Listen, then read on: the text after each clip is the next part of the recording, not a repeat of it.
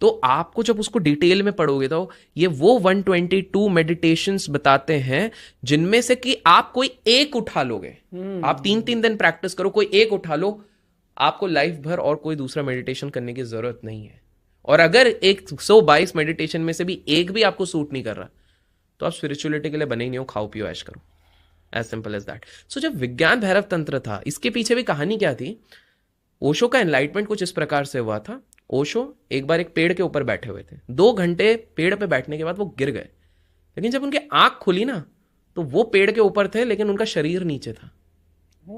Basically उनकी आत्मा शरीर के बाहर थी और उनकी नेवल से एक चीज कनेक्ट कर रही थी उनकी आत्मा को, और वो ये सोच रहे थे ये क्या हो गया, और वो कोशिश करके भी अपने शरीर के अंदर एंटर नहीं हो पा रहे थे।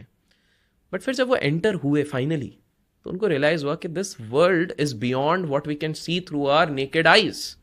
और उनकी वो जर्नी शुरू हुई।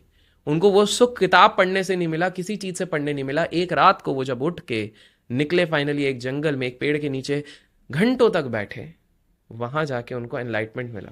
एनलाइटेंड होने के बाद जब वो अपनी नानी जी के पास गए, तो उनके नानी जी को ये चीज पता चल गई कि जो पहले था वो ओशो था, जो अब आया वो ओशो नहीं है, वो कुछ और है।